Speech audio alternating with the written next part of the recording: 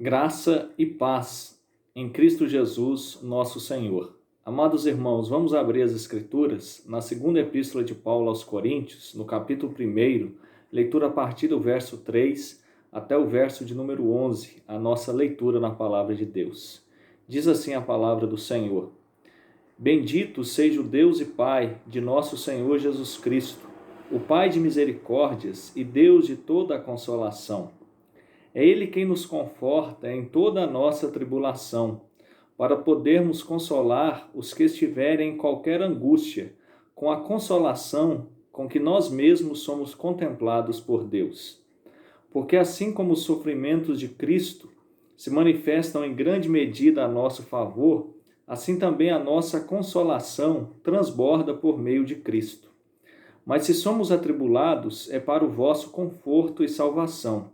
Se somos confortados, é também para o vosso conforto, o qual se torna eficaz, suportando vós com paciência os mesmos sofrimentos que nós também padecemos.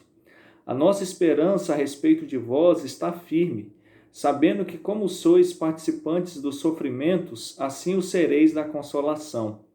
Porque não queremos, irmãos, que ignoreis a natureza da tribulação que nos sobreveio na Ásia, porquanto foi acima das nossas forças, a ponto de desesperarmos até da própria vida.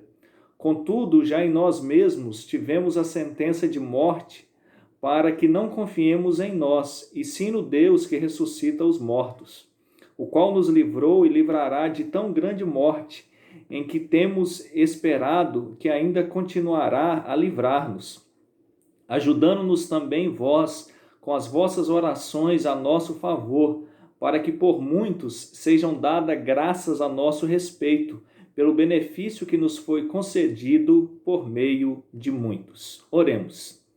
Deus amado, Deus bendito, nesse dia santo do Senhor, nós abrimos a Tua palavra e rogamos ao Teu Santo Espírito que habita em nós, que nos conduza a toda a verdade. Intercedemos pelos nossos governantes nesse momento tão delicado, que o Senhor os conceda sabedoria. Ó Deus, agradecemos porque em muitos estados as nossas igrejas limitadas, sim, as ações ainda no que diz respeito às autoridades e também desejosos que o contágio não aumente dessa pandemia, já têm tido a oportunidade de abrir as suas portas, ainda que com restrições. Pedimos que o Senhor dê sabedoria aos pastores, aos presbíteros nesse momento. Deus amado, te agradecemos também pelos que têm trabalhado, ó Deus, no que é essencial para a nossa manutenção, como, ó Deus, postos de gasolina, farmácias, supermercados, aqueles que trabalham na limpeza urbana. Ó Deus, colocamos em especial os profissionais da saúde nessa área tão essencial nesse momento, em meio à crise sanitária. Ó Deus, pedimos agora que o Senhor também possa os abençoar, principalmente os domésticos da fé, mas todos eles. Visita os membros da tua igreja que estão de luto. Visita os teus servos, ó Deus, que estão nesse momento internados. Visita, ó Deus, também assim a tua igreja com a ação do teu Santo Espírito para compreender a tua palavra. Obrigado pelo domingo, dia do Senhor, e nos ajude a cada dia a amá-lo mais e guardá-lo mais, segundo as recomendações de Isaías 58, 13 e 14, e também segundo aquilo que a tua palavra nos ensina em Colossenses 2, 16 e 17, que amemos o dia santo do Senhor, o domingo, primeiro dia da semana. Ó Deus, perdoa os nossos pecados, ajuda-nos pelo teu evangelho, no nome de Jesus. Amém. Queridos, todas as vidas são preciosas diante de Deus. O sexto mandamento vai nos ensinar absolutamente com muita clareza como devemos respeitar a vida humana. E nesse momento onde a pandemia já consumiu tantas pessoas, claro, dentro daquilo que Deus havia determinado, o Salmo 139 diz que os nossos dias foram escritos e determinados quando nenhum deles havia ainda. Mas o Senhor já chamou muitos a essa condição por meio dessa doença. O número de mortes aqui no Brasil, segundo os dados do Ministério da Saúde, nesse sábado que se encerrou há poucas horas, nos colocam a menos de 400 casos de 65 mil mortes, nós estamos aí caminhando para 1.300.000 casos aqui no nosso país. Quando chegamos ao número de 1 milhão, realmente foi algo marcante e algo que deixa o nosso coração entristecido. Quantas pessoas têm chorado, quantas pessoas têm derramado lágrimas em meio a essa pandemia, não só no que diz respeito à sua saúde, a preocupação com ela, mas também a preocupação com os seus familiares, a preocupação com o que vai acontecer no que diz respeito à recessão, à crise econômica.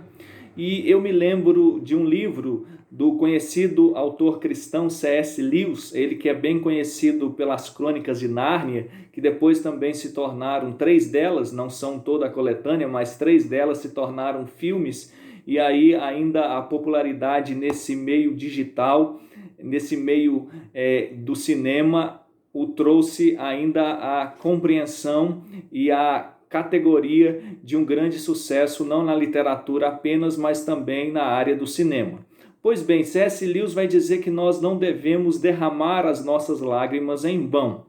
Quando nós pensamos nesta palavra, nesta frase, nesta oração de C.S. Lewis, nós precisamos nos lembrar do Senhor Jesus Cristo. Com certeza ele, que é o varão perfeito em todas as áreas, nos ensinaria muito com respeito a isso.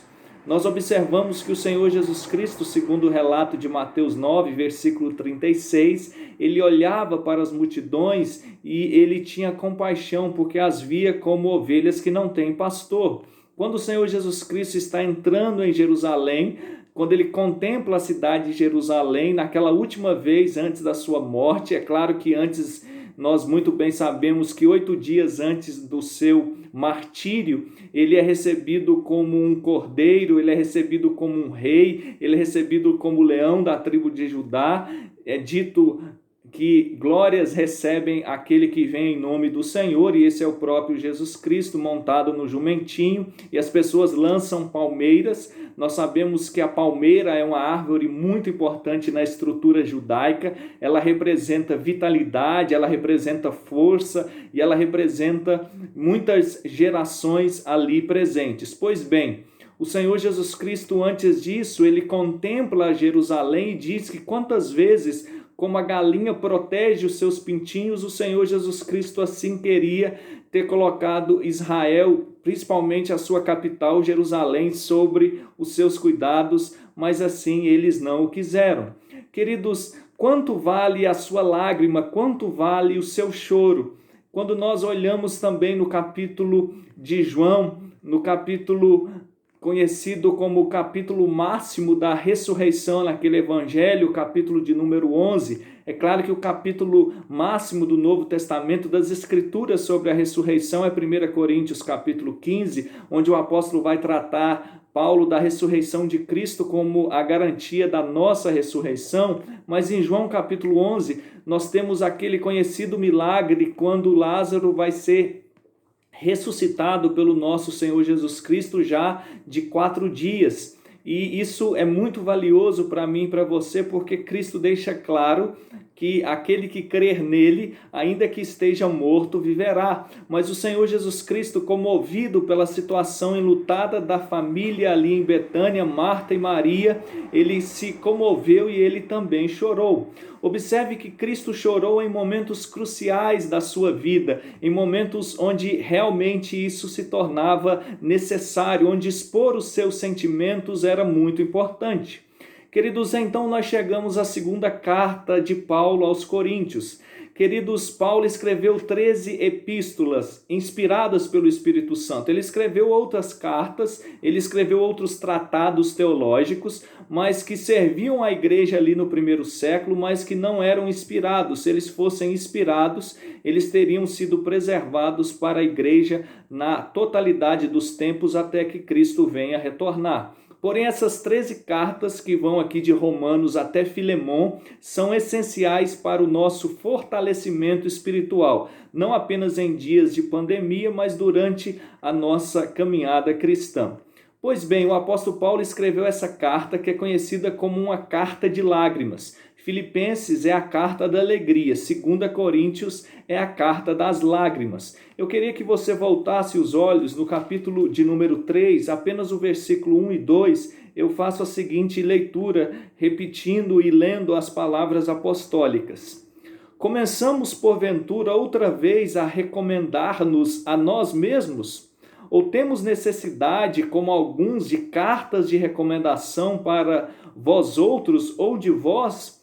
Vós sois a nossa carta, escrita em nosso coração, conhecida e lida por todos os homens. Paulo teve que defender a sua autoridade apostólica, porque aquela igreja muitas vezes não o reconhecia como um apóstolo legítimo de Cristo. Ele já fez isso na primeira carta, o apóstolo Paulo mostrou as credenciais do apostolado, inclusive na primeira carta aos Coríntios, no capítulo 15, ele diz que ele é um apóstolo nascido fora do tempo, mas aqui o apóstolo Paulo, ele precisa então mais uma vez defender a sua apostolicidade, porque ele era sim um verdadeiro apóstolo de Cristo. Aqui ele diz aos crentes de Corinto que ele não precisa de carta de recomendação para eles, pois eles mesmos sabem que a carta escrita pelo apóstolo Paulo é aquela igreja. É claro que Paulo usa aqui a metáfora de se escrever uma carta, e ele escreveu essa carta com muito sofrimento, não com tinta, não com a sua pena, mas com o ministério que Deus lhe confiou, plantando aquela igreja, segundo o relato de Atos capítulo 18.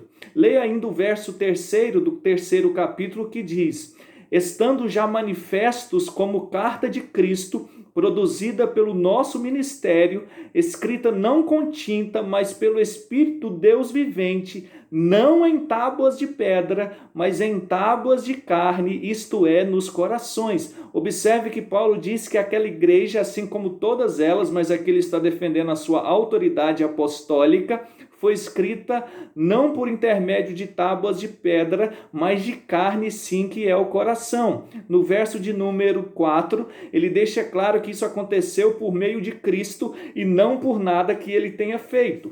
Recorra comigo ainda até o capítulo, por favor, de número 5, versículo de número 18. Versículo 18 do capítulo 5, Paulo diz: ora, tudo provém de Deus, que nos reconciliou consigo mesmo por meio de Cristo e nos deu o ministério da reconciliação. Cristo nos deu o ministério da reconciliação. Observe como Paulo deseja severamente estar em paz com aquela igreja, e isso se torna manifesto porque Deus lhe deu o ministério da reconciliação. Queridos, observe, o ministério da reconciliação é o ministério que nos garante a nossa paz em meio à guerra. Queridos, Paulo aqui ele tem uma guerra de autoridade. Ele não quer dizer que é mais importante do que Apolo, ele não é mais importante do que Pedro, ele não é mais importante de maneira nenhuma do que o nosso Senhor Jesus Cristo. Lá no capítulo 1, versículo 9 da primeira carta, Paulo diz que foi informado pelos da casa de Cloé que havia divisão naquela igreja, e aí ele vai deixar bastante claro que ele havia plantado, mas quem deu o crescimento foi Cristo, mesmo Apolo tendo regado, todos são importantes na obra do Evangelho. Então, nessa carta de lágrimas, nós estamos no capítulo de número 1. Paulo faz a sua saudação nos versos 1 e 2, e a partir do verso de número 12, até o final desse capítulo, o apóstolo Paulo ele vai deixar bastante claro que ele tem um amor sincero por aquela igreja.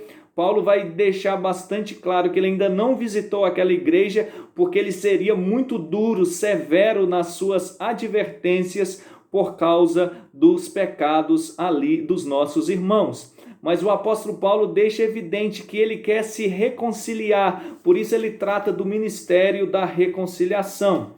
Queridos, agora eu quero que você vá até o capítulo de número 6, no versículo de número 4, Paulo diz o seguinte, 6:4, pelo contrário, em tudo recomendo-nos a nós mesmos como ministros de Deus, muita paciência nas aflições, nas provações, nas angústias, nos açoites, nas prisões, nos tumultos, nos trabalhos, nas vigílias, nos jejuns, na pureza do saber, na longanimidade, na bondade do Espírito Santo, no amor não fingido. Aqui Paulo diz que ele sofreu tantas coisas por causa do Evangelho. Então ele traz um relatório completo do seu sofrimento no capítulo de número 11, ali onde ele vai tratar muito sobre o seu sofrimento, mas ele deixa claro que ele tem um amor não fingido por aquela igreja. Ele clama que a reconciliação que aconteceu no aspecto vertical, a reconciliação que a igreja tem com Cristo, possa se manifestar também na perspectiva vertical. Já aconteceu, agora na perspectiva horizontal. Ele queria ter paz ali com a igreja que ele havia plantado. E aqui então ele traz o exemplo de Deus na Trindade e ele traz o exemplo dos seus sofrimentos para produzir paz em meio à guerra. Paulo quer que essa guerra que ele tinha com a igreja de Corinto terminasse, porque ele jamais a financiou. Ele sabia que era algo que não agradava a Deus. Pois bem, diz o verso 3: bendito seja o Deus e Pai de nosso Senhor Jesus Cristo, o Pai de misericórdias e Deus de toda a consolação. É Ele que nos conforta em toda a nossa tribulação, para podermos consolar os que estiverem em qualquer angústia, com a consolação que nós mesmos somos contemplados por Deus. Queridos, olha que coisa gloriosa. Paulo diz: bendito seja o Deus e Pai de nosso Senhor Jesus Cristo.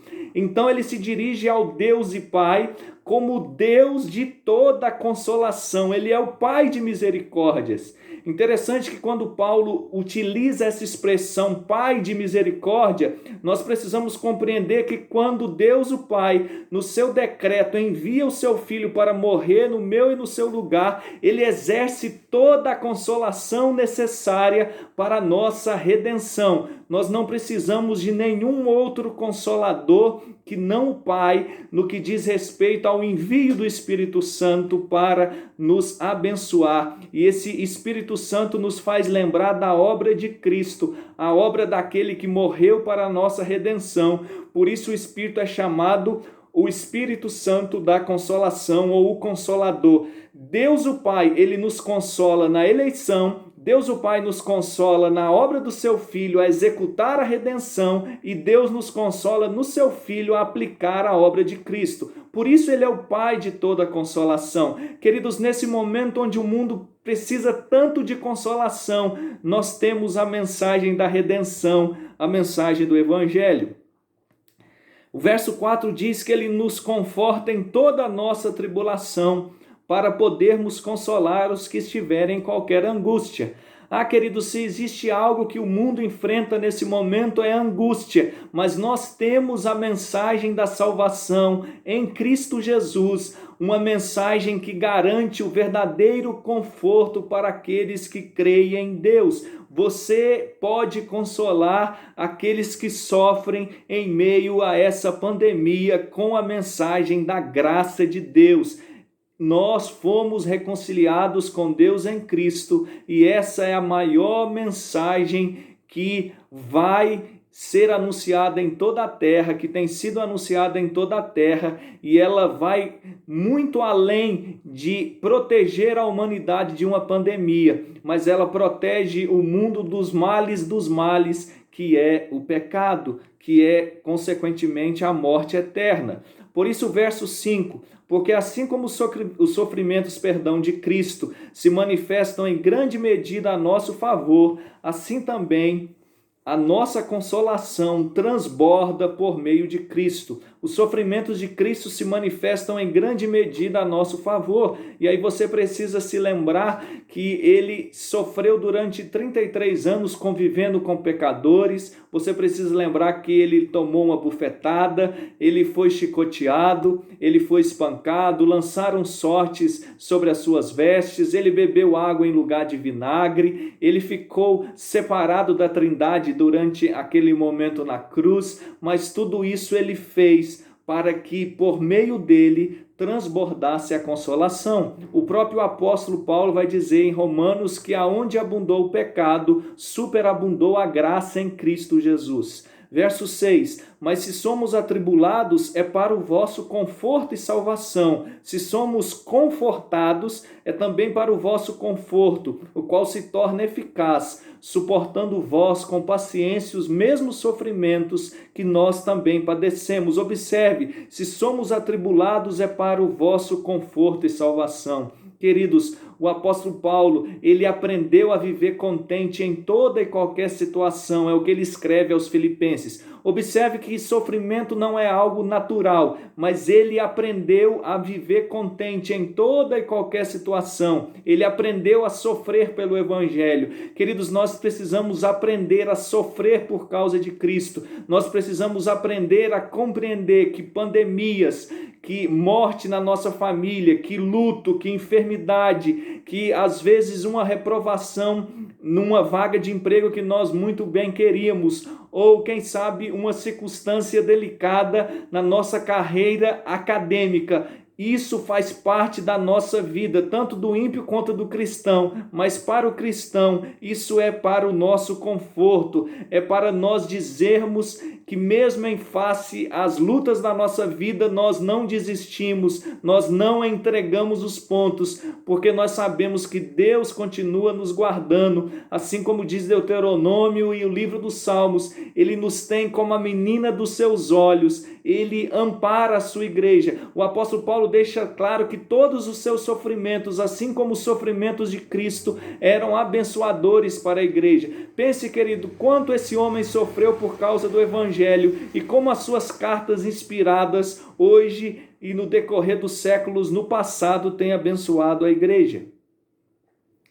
Paulo ainda continua na parte B do versículo 6 dizendo: é também para o vosso conforto, qual se torna eficaz, suportando vós com paciência os mesmos sofrimentos que nós também padecemos. Nós precisamos aprender, queridos, a sofrer, se por acaso assim Deus nos permitir. Queridos, essa pandemia pode ser um grande exemplo para a igreja, pode ser uma grande oportunidade para a igreja não desperdiçar as suas lágrimas, como disse C.S. Lewis, mas mostrar-se diferente, reconhecendo em todas essas coisas a soberania de Deus. Os versos de número 7 a 9, o apóstolo Paulo no verso 7 atesta que a nossa esperança está firme na igreja, sabendo que eles eram também aqueles que sofriam por causa do Evangelho, e aqueles que sofrem por causa do Evangelho seriam consolados. Queridos, que coisa preciosa é saber que mesmo em face ao sofrimento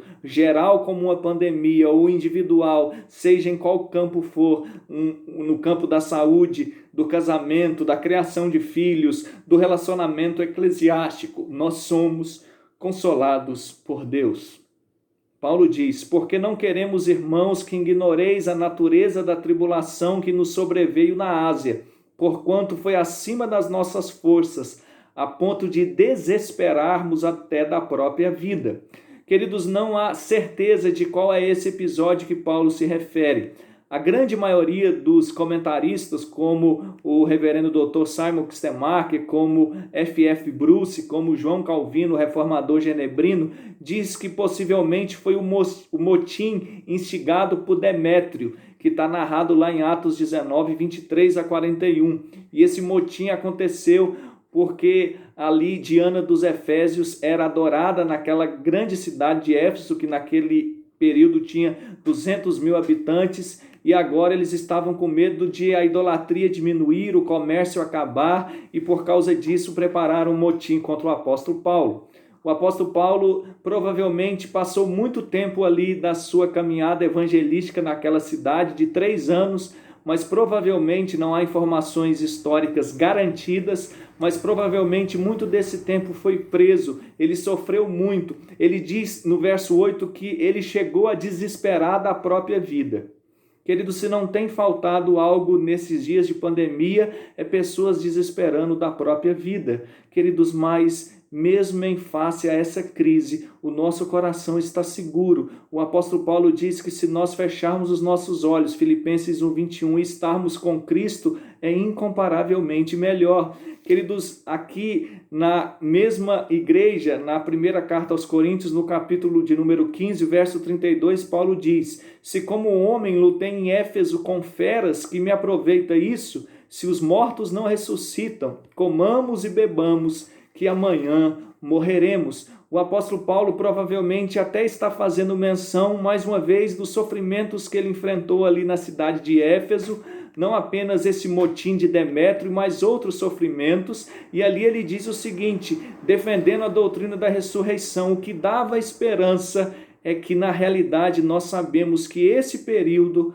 ele é passageiro, nós estaremos para sempre com o Senhor, onde não existe boletim diário de infectados, onde não existe boletim diário de pessoa na UTI, onde não existe boletim diário de internações, onde existe boletim de pessoas que vieram a óbito, mas existe o boletim apenas da glória de Deus, que se manifestará dia após dia no novo céu e na nova terra, aonde habita a justiça. Verso 9, então, Paulo diz: contudo, já em nós mesmos tivemos a sentença de morte, para que não confiem em nós, e sim no Deus que ressuscita os mortos. Paulo diz que ele havia desesperado da vida. Paulo diz que ele já não tinha nenhuma confiança em si mesmo, mas no ato da falta de confiança na sua personalidade, nos seus talentos, naquilo que Deus lhe proporcionava, ele sabia que em Deus ele podia continuar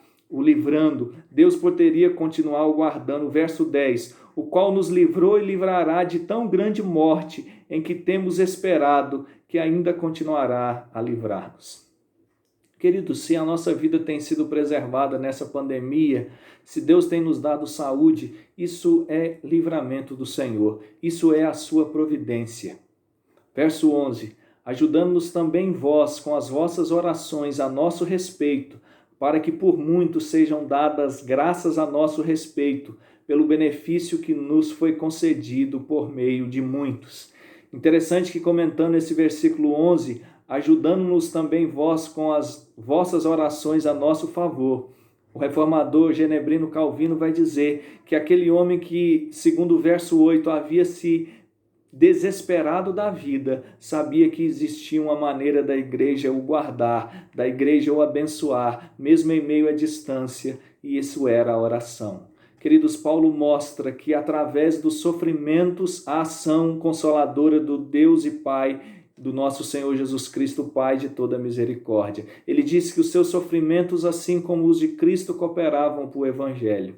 Queridos, sim, essa pandemia coopera para a glória de Deus. Nós podemos abençoar uns aos outros, ainda que afastados socialmente nesse exílio eclesiástico, por meio das nossas orações. E lembremos-nos, queridos, que o verso 9 diz: contudo, já em nós mesmos tivemos a sentença de morte, para que não confiemos em nós, e sim no Deus que ressuscita os mortos. Queridos, Paulo aqui usa o seu próprio exemplo, mas quando o homem, Adão e Eva, pecaram ali no jardim do Éden, todos nós tivemos a sentença de morte, não a física, mas a morte eterna. Mas no sangue, na cruz do nosso Senhor Jesus Cristo, à sombra da cruz, nós temos a certeza da vitória eterna, da vitória verdadeira no novo céu e na nova terra. Queridos, nós não podemos, como disse C.S. Lewis, desperdiçar as nossas lágrimas, mas as nossas lágrimas precisam ser de alegria em meio ao sofrimento, porque mesmo em face a esse sofrimento, nós sabemos que o Senhor Jesus Cristo, como está em João 11, Ele é a ressurreição e a vida. Mesmo aquele que venha morrer, por amor dele, não morrerá eternamente, mas estará para sempre com o Senhor. Que Deus te capacite para que você possa ser confortado, consolado pela sua palavra. E mais do que isso, se você tem sofrido por causa do Evangelho, nessa pandemia, antes dela, ou possa acontecer depois, você se lembre que isso é bem-aventurança. E em meio a essa crise sanitária, você se lembre que eu e você, a Igreja do Senhor Jesus Cristo, nenhuma outra instituição na terra tem essa mensagem de conforto, mas Deus assim a nos deu para abençoarmos outras pessoas, como Paulo fez, estabelecendo ali novamente a paz entre ele e a Igreja de Corinto, como objetivo tão maravilhoso nessa carta que ficou conhecido como a Carta de Lágrimas. Vamos orar, pedir que Deus assim nos abençoe. Deus amado, Deus bendito, Deus de Abraão, de Isaque, de Israel, Deus da aliança, aplique a tua palavra em nossos corações. Obrigado pelo conforto e o consolo que nós temos pela tua palavra, mesmo em face a momentos onde a esperança está no final, a graça do Senhor é maior, como nós acabamos de estudar nas Escrituras. Visita o teu povo com a tua misericórdia nesse dia do Senhor e durante toda a nossa vida. No nome de Jesus nós oramos e para a glória dele. Amém. E agora, irmãos, que a graça do nosso Senhor e Salvador Jesus Cristo, o amor de Deus, o nosso Pai, e que as sempre ricas e fraternais consolações do Santo Espírito de Deus possa estar sobre a sua vida, sobre a sua família, sobre todo Israel de Deus, hoje e para todo sempre. Amém. Que Deus assim te abençoe.